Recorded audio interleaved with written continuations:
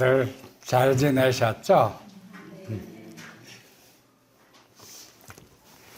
오늘은 어린이 주일로 예배를 드립니다. 그런데 어린이들은 김도환 목사님이 오늘 데리고 즐겁게 아마 해주고 있을 거예요. 김도환 목사님도 은사가 어린이들하고 특히 이렇게 잘 가르치고 그러는 은사도 있으니까. 그럼 오늘은 우리의 어린이들을 어떻게 키우고 어떻게 양육하는 것이 좋을까, 이 문제를 놓고 한번 함께 은혜를 받고자 합니다. 사실은 저희들도 어린이에요. 오늘 그 부른 찬송에 보면 주는 나를 기르시는 목자여 하는 찬송가 있죠. 이 찬송가는 다윗이 하나님 앞에 드리는 시편에서 나온 찬송가거든요. 그래서 우리가 하나님 앞에 가면 누구나 다 어린이입니다. 어린이 같은 마음으로 하나님 앞에 가야 하나님께서 우리를 반겨주시고 천국으로 인도해 주실 거거든요. 그리고 오늘 그 어린이 주간의 그 말씀에도 그렇게 나오고 있죠. 이와 같이 어린이와 같지 아니하면 아무도 천국에 갈 수 없다. 우리 마음이 다 어린이와 같아야 되거든요. 그러면 왜 우리 마음이 어린이와 같아야 될까요? 그 어린이는 그 마음이 참 백지장처럼 하얘요. 그런데 거기에서부터 세상과 하나님과의 그 쟁탈전이 시작되는 거예요. 그래가지고 세상적으로 많이 나아가게 되면 그 하얀 백지장이 점점 회색으로, 새카만 색으로 바뀌어가게 되고, 하나님 편에 나오게 되면 그 마음이 새파란 하나님의 마음처럼 그렇게 바뀌게 되는 거거든요. 성경 말씀을 보면 어린이에게 주시는 말씀은 별로 없어요. 다 부모님에게 주는 이야기지. 부모님에게 어린이는 이러이러하니까 이렇게 해라 하고 가르쳐주고 있는 거거든요. 오늘 여기 그 교동문을 보면 보라, 자식들은 여호와의 기업이요 태의 열매는 그의 상급이로다. 젊은 자의 자식은 장사의 수중을 화살 같으니 이것이 그의 화살통에 가득한 자는 복되도다. 어린이를 어떻게 키우라 하는 이야기는 아니죠. 어린이의 그 존재의 가치를 이야기를 하는 거예요. 그리고 난 다음에 이르시되 진실로 너희에게 이르노니 너희가 돌이켜 어린아이들과 같이 되지 아니하면 결단코 천국에 들어가지 못하리라. 어린이처럼 그 마음이 해맑아야 된다는 거죠. 그러므로 누구든지 이 어린아이와 같이 자기를 낮추는 사람이 천국에서 큰 자니라. 우리가 우리의 어린이들을 어떻게 가르쳐야 되나? 지금 청소년들도 사실은 거의 어린이와 마찬가지입니다. 우리 부모님들도 어린이와 같아요. 하나님 앞에 서면. 우리 부모님들도 어떻게 해야 할지 몰라서, 어디로 가야 할지 몰라서 하나님 앞에 기도하고 엎드리는 경우가 참 많잖아요. 하나님 앞에서는 누구나 다 어린이와 같거든요. 그런데 우리들의 어린이를 어떻게 키워야 되나 하는 것은 부모가 하나님께로부터 그 방법을 가르침을 받아서 우리의 어린이들에게 가르쳐 줘야 되는 거예요. 굉장히 중요한 문제입니다. 어린이들은 처음 태어날 때부터 그 영혼이 백지장처럼 하얗게 태어나는데 그냥 악한 영에게 세상에게 내어줘서 그 백지장처럼 하얀 마음에 목물칠을 하게 내버려 둘 수는 없잖아요.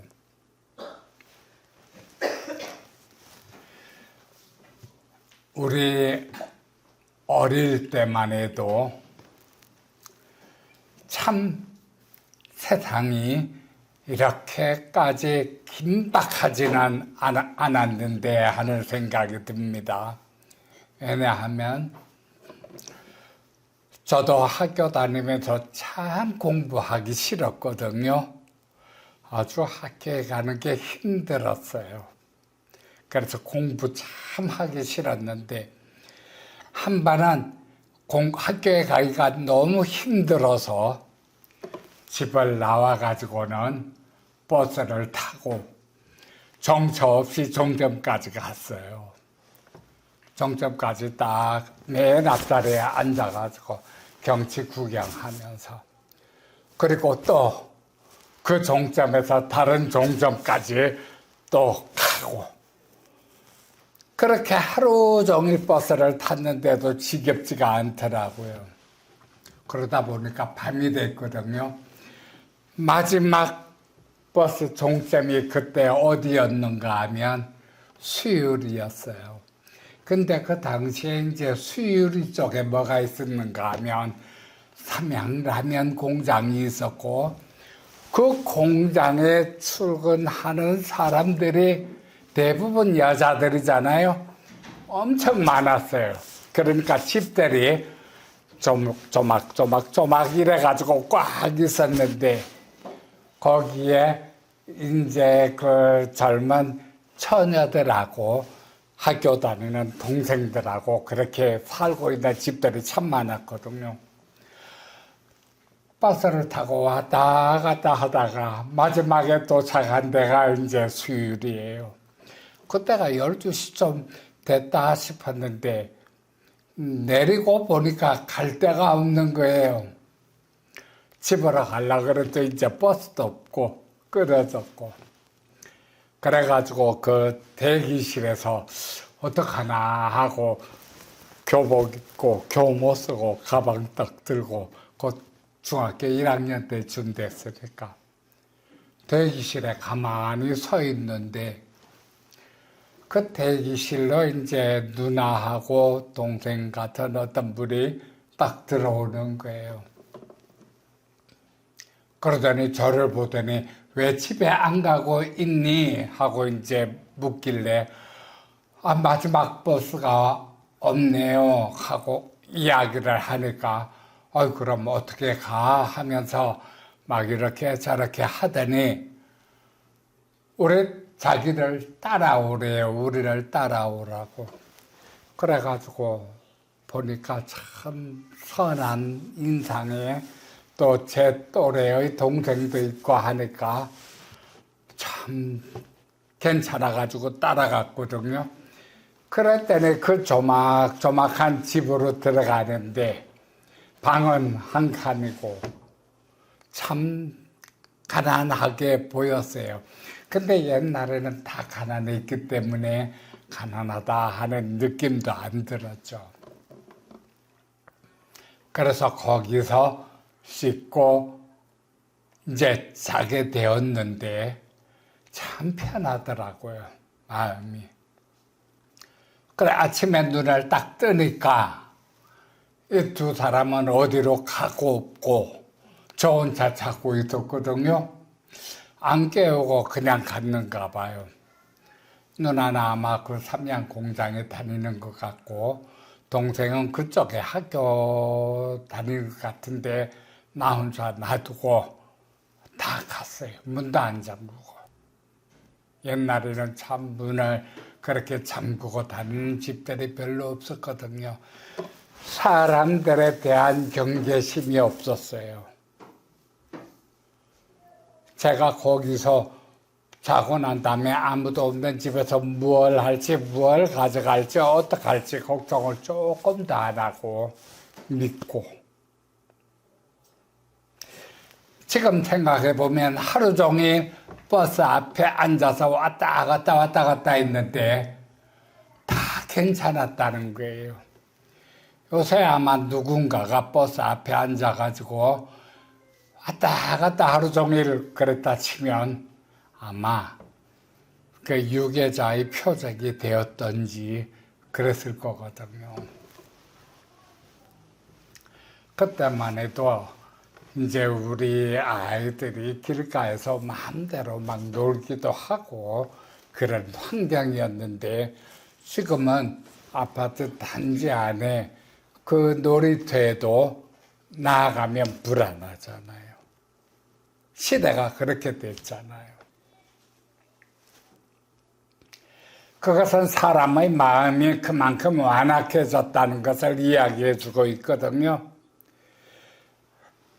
그 사람의 마음뿐만 아니라 환경도 그래요.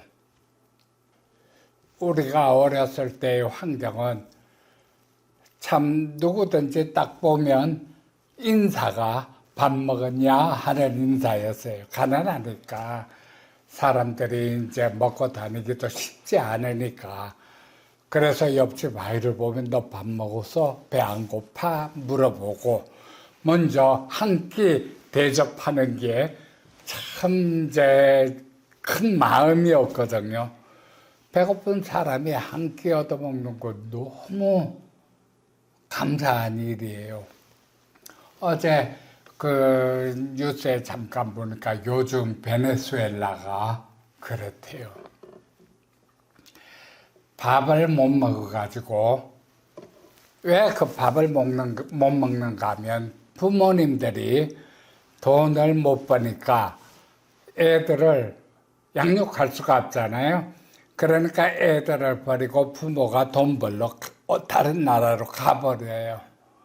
멕시코라든가 미국이라든가 혹은 이제 다른 나라로 가보니까 애들은 자기네들 힘으로 이제 먹고 살 걸 해결해야 되는 거예요. 그러니까 길거리에 쏟아져 나오는 애들이 100만 명이 넘고 전부가 차가 지나가면 막고 차 문을 두드리고 난 다음에 먹을 것을 구하는 거예요.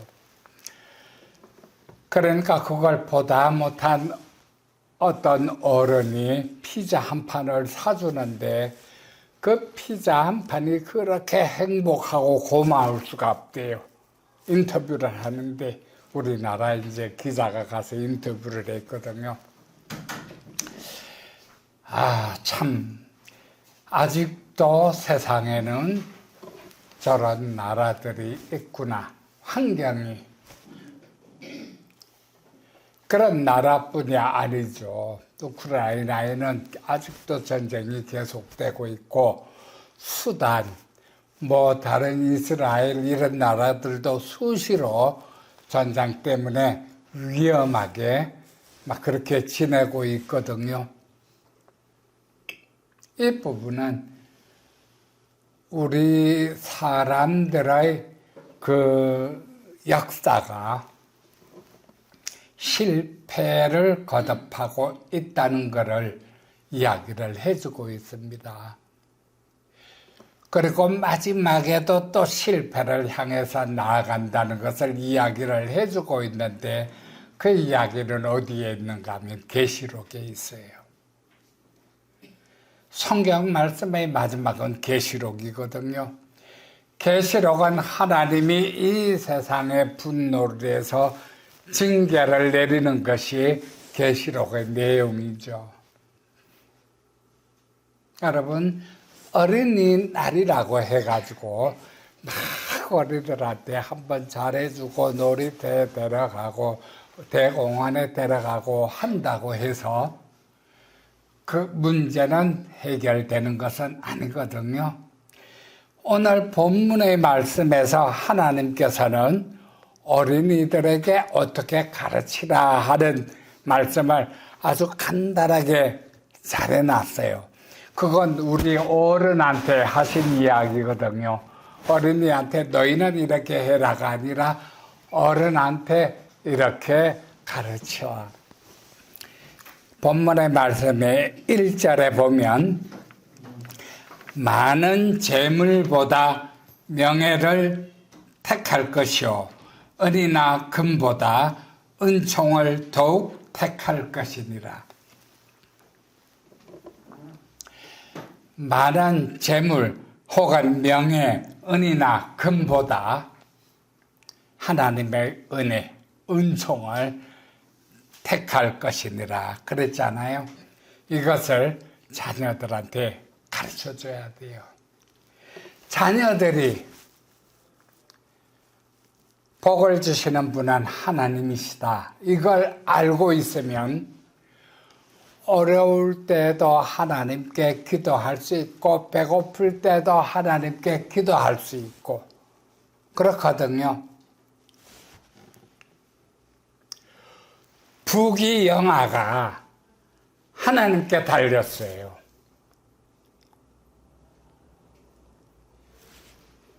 만물의 주관자이신 하나님께 권세와 주권이 있어서 사람들을 축복해주고 징계하고 그러거든요. 그래가지고 오늘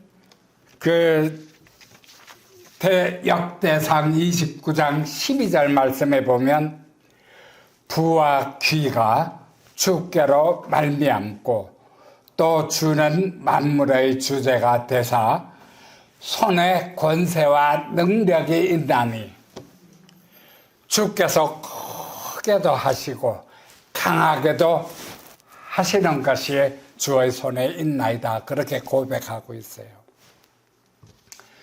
어린이를 크게 하고 강하게 하는 것 주님께 달렸어요.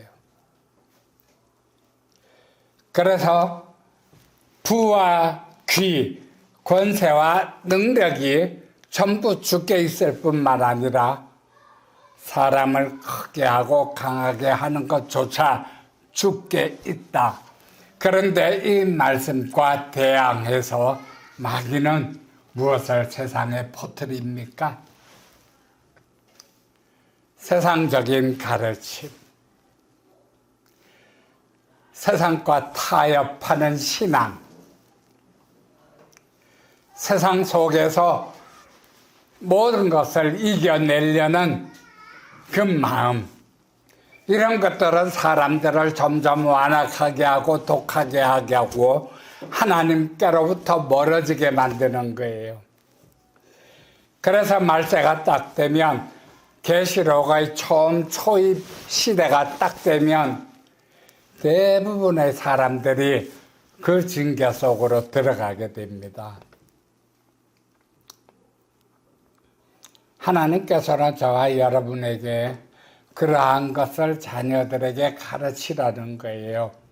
부와 귀가 주께로 말미암고 주는 만물의 주제이시라 권세와 능력이 주의 손에 있고 자녀를 가르칠 때 그 자녀를 크게 하심과 강하게 하심도 주의 손에 있나이다. 우리가 그걸 고백하고 자녀의 양육을 주님께서 우리에게 가르쳐 주신 대로 하라는 이야기예요. 그 다음에 보면 가난한 자와 부한 자가 함께 살거니와 그 모두를 지으신 이는 여호와이시니라. 선한 자도 하나님이 지으셨고 악한 자도 하나님이 지으셨잖아요. 그러나 그 선악의 선택은 당사자가 하는 거거든요. 우리가 길을 가다가 술집을 봤을 때 그 술집을 들어가느냐, 그렇지 않으면 옆에 있는 교회로 들어가느냐 하는 것은 당사자가 선택해야 되는 거예요. 그 선택 이전에 하나님을 가르쳐야 됩니다. 선택할 수 있는 생각이 그만큼 자라기 전에 아이들은 몇 대체로 몇 살 때까지는 본능에 따라가요. 본능에 충실해요.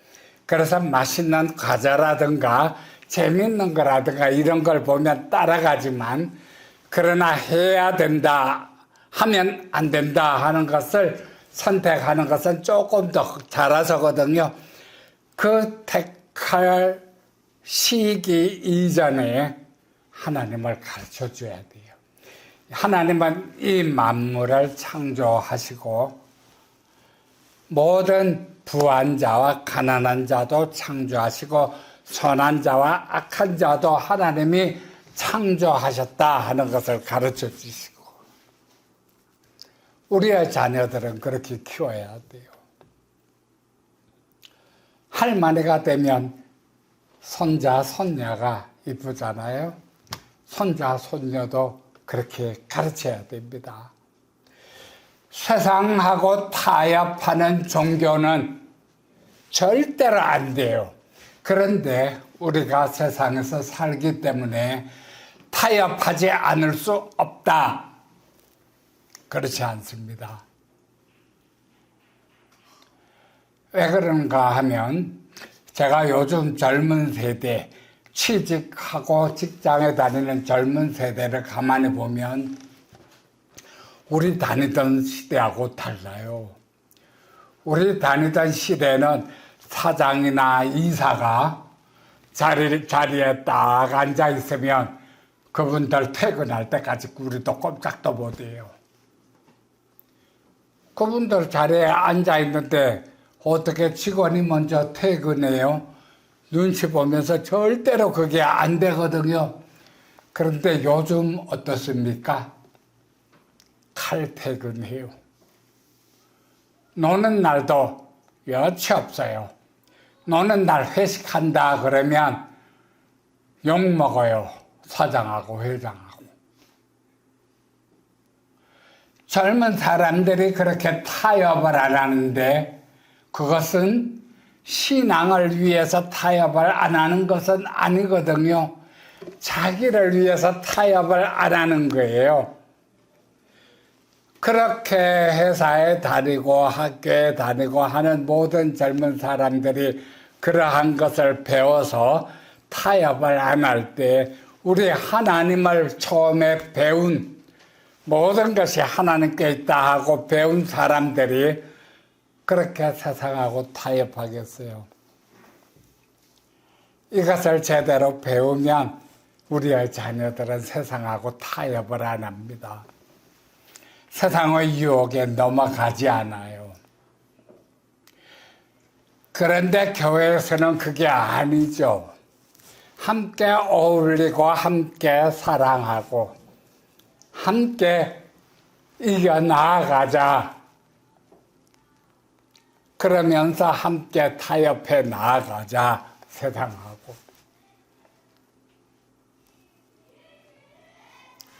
세 번째로 한번 볼게요. 슬기로운 자는 재앙을 보면 숨어 피하여도 어리석은 자는 나가다가 해를 받느니라. 슬기로운 자는 하나님을 믿는 자녀들이잖아요. 어리석은 자는 재앙을 보고도 그냥 나아갑니다. 이 재앙은 무엇입니까? 세상이에요. 세상 권세, 명예, 재물, 유혹, 악한 습관, 이러한 모든 것들은 다 세상적이잖아요. 그러한 것들을 보면 우매한 자들은 나간다 그랬어요. 옛날에 이솝 그 보면 동물을 유혹할 때 빵이나 뭐를 조금씩 뿌려가지고 어디로 가게 만듭니까? 우리로 가게 만들죠. 붙잡히는, 사냥하게 되는. 그러면 새들이 꼭꼭꼭꼭 먹으면서 오다가 들어가거든요. 그러면 가만히 숨어 있다가 새가 딱 들어가는 거 보면 줄을 확 잡아당기면 새가 잡히죠. 사탄은, 마귀는 너무 잘 알아요. 그 사람이 무엇에 약한지, 그리고 그 사람이 무엇을 보면 정신을 못 차리는지. 하나님은 많은 재물보다 명예를 택하고 은이나 금보다 은총을 더욱 택할 것이니라. 하나님을 먼저 택하게 바라잖아요. 권력을 바라보는 자는 아무것도 안 보여요. 그저 권력밖에 안 보여요. 아마 여러분이 그 전우석이라는 이름 들어보셨죠? 안 들어보셨어요? 얼마 동안 뉴스에 아주 나왔던 젊은이인데 전 대통령 손자예요. 미국에서 살다가 마약하고 막 하는 바람에 자기 자신이 이렇게 살아서는 안 되겠다 싶었는지 미국에서 기자들을 청해서 전두환 전 대통령과 그 자기들의 할머니가 지금 어떻게 살고 있는지 고발을 했어요. 전두환 대통령은 죽었죠. 그런데 어머니는 방 안에서 골프 치고 막 아주 호화롭게 살고 있는 모습, 그걸 이제 손자가 이야기한 거예요. 그리고 자기가 하는 마약, 그것도 기자들 보는 데서 먹으면서 그런 것도 다 해놓고. 전두환 대통령은 그 권세에 눈이 멀었죠. 권력에 눈이 멀어서 그야말로 아주 광주 사태 온 나라를 그렇게 양분지게 만들고 쑥밭으로 만든 장본인이거든요. 그러나 본인은 얼마나 많은 재산을 축적했는지 나중에 그 정부가 그 재산을 다 차압할 때 재산이 얼마나 있냐 하니까 돈 가진 거 하나도 없다고. 통장에 은행에 24만 원밖에 없다고. 유명하잖아요. 그 일화가. 참 그런 걸 보면 내가 어디로 나가는지를 모르는 너무 어리석은 자예요.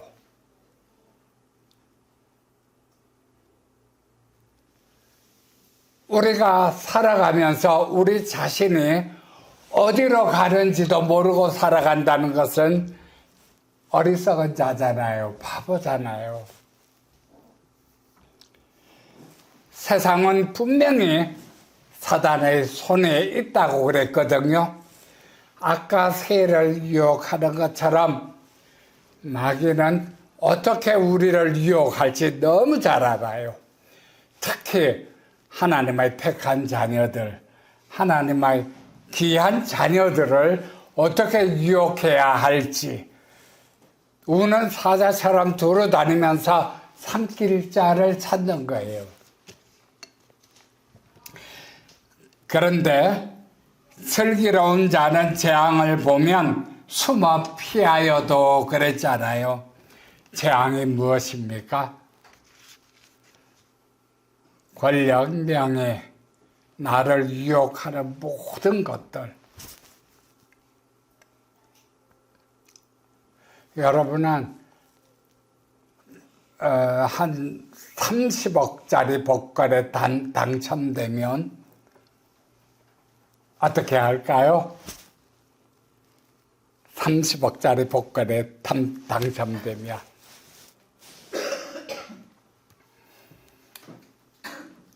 막 집 사고 차 사고 누구 10억 떼주고 뭐 생각만 해도 즐겁죠.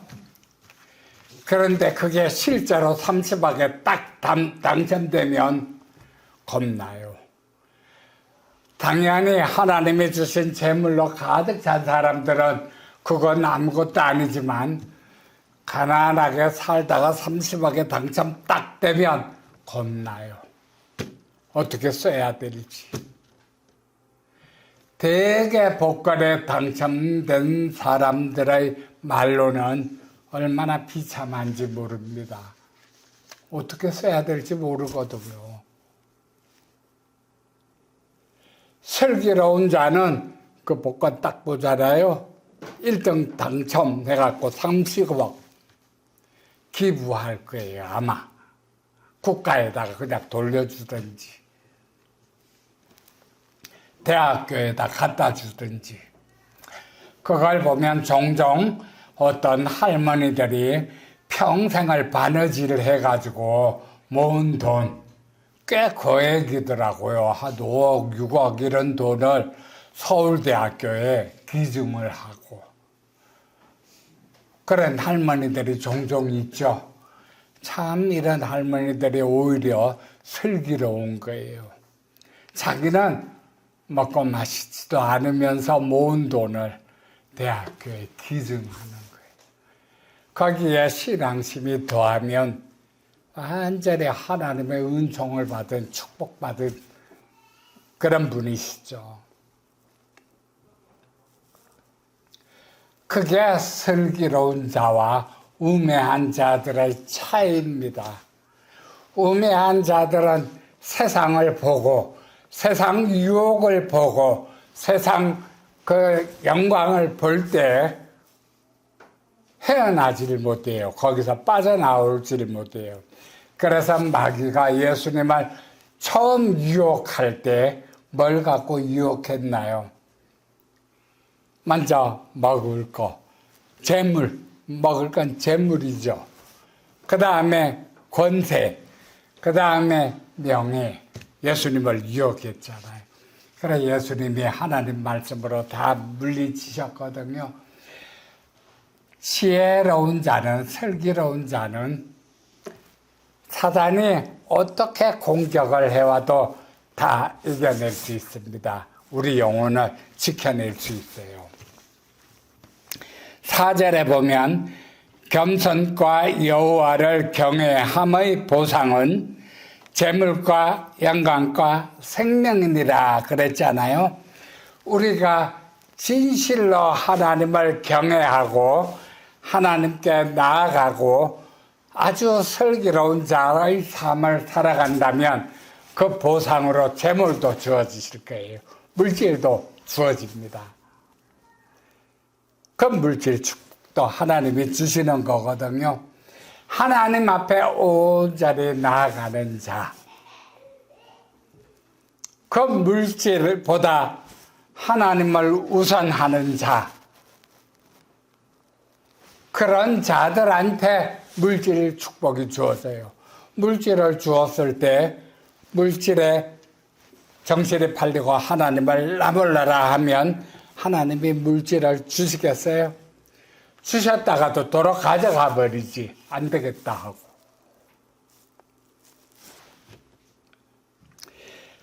당연히 영광도 주시죠.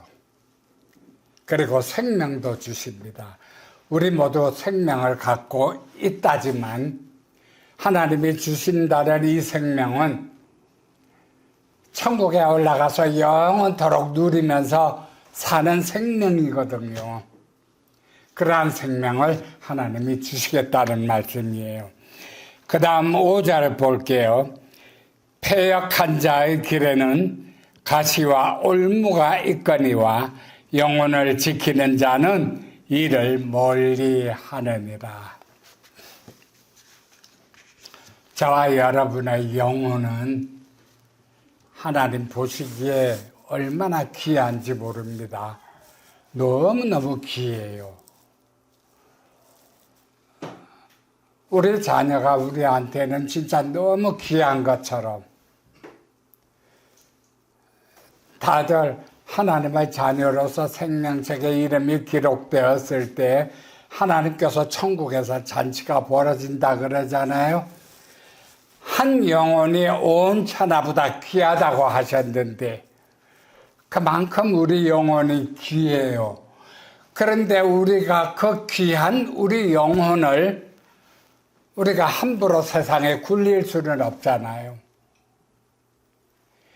우리가 내가 내 영혼이 얼마나 귀한 것이라는 것을 알면 세상에서 함부로 굴리지 않습니다.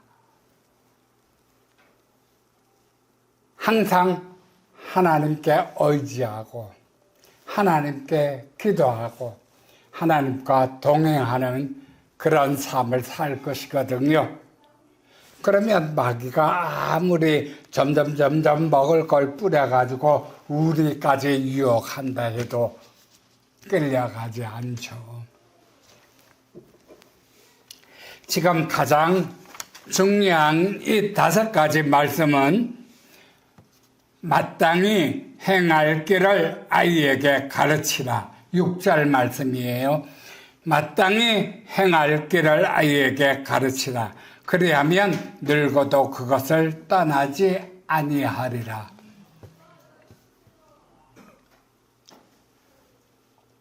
늙어도 이것을 떠나지 않고 구원을 받을 수 있는 반석 위에 설 수 있다는 이야기입니다.